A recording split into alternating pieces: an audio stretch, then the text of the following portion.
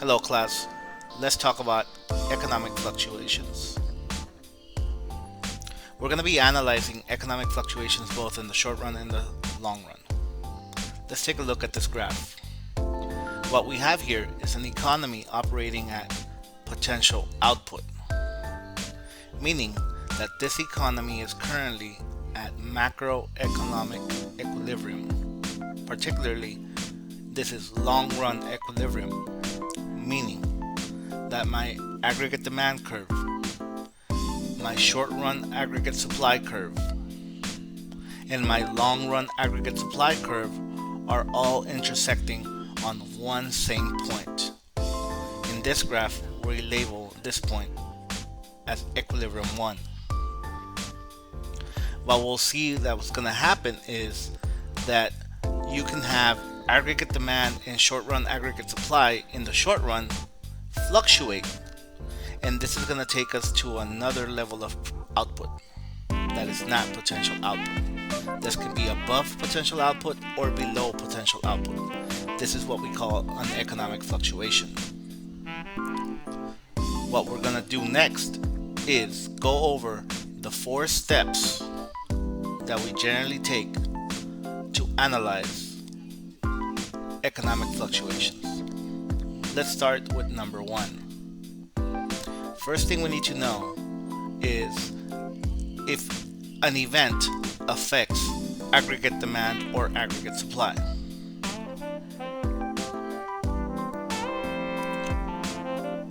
Secondly, we need to know if this is a negative effect, meaning it's going to shift to the left, or a positive event that's going to shift a curve to the right. Then we need to look at the short run. What happens to output, the price level, and we're also going to include unemployment. Next, we're going to look at long run adjustments and what this means for the economy. So we need to be able to move from the short run equilibrium to the long run equilibrium. In this video, we will look at 2 examples. Let's start with our first one, which is a stock market crash. We go through our steps. First step is determining if a stock market crash affects aggregate demand or short run aggregate supply. Now, we know that stock market crashes usually affect consumption. And as we know, consumption is a determinant of aggregate demand. So this will be an aggregate demand issue. Next, we will have to determine if a stock market crash has a positive effect or a negative effect, meaning what direction am I going to shift my aggregate demand curve. So, let's analyze stock market crash. Obviously, there's a negative connotation with the word crash, but let's analyze what happens during the stock market crash. During the stock market crash, people feel uncertainty, so aggregate demand will be shifting to the left because it's a negative effect. We see this on the graph now. We now have 2 equilibriums. Equilibrium 1, which is the long run equilibrium, and equilibrium 2, which is the short run equilibrium. Let's analyze what happens to our output, our price level, and unemployment when we are at equilibrium 2.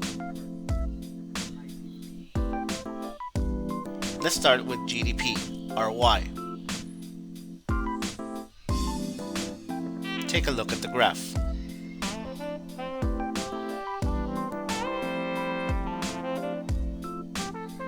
Here, we see that GDP has moved to the left. We were initially at YN, and now we are at Y2. So GDP has gone down.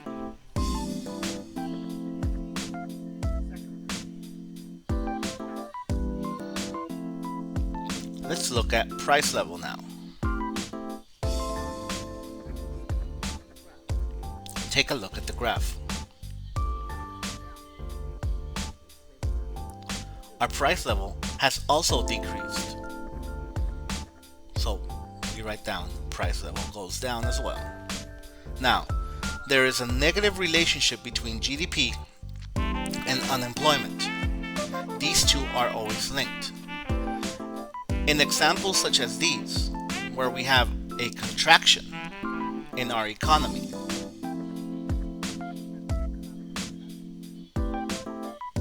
we will always have unemployment go up.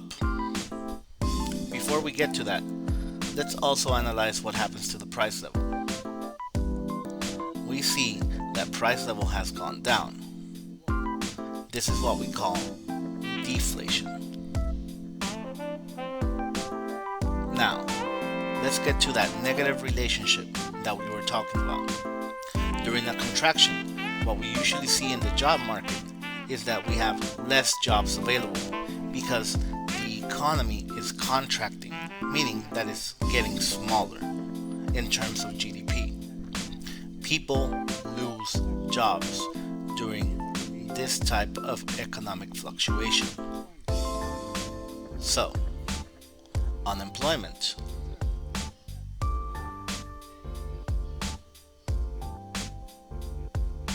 will go up. This just means that there's less jobs available in the economy.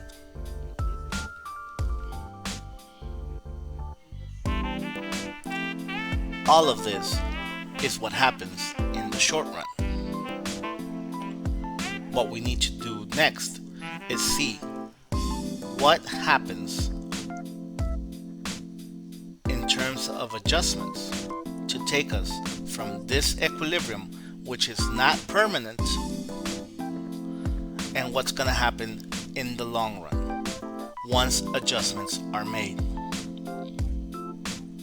In order to get out of this contraction, the economy has to adjust, meaning that the people that participate in the economy have to make adjustments. What types of adjustments will we see? Well, if the price level continues to be low, one of the things that adjusts might be wages. If price levels are low for a long time, people will adjust how much they get paid at work, how to negotiate contracts. And also, businesses will adjust their methods or their technology. This will have a positive effect on our short-run aggregate supply, meaning we will shift it to the right. Take a look at the graph. We have gone from equilibrium 2 to equilibrium 3. This is the adjustment that we are talking about when we're talking about the long run. Eventually, we will go back to our potential output.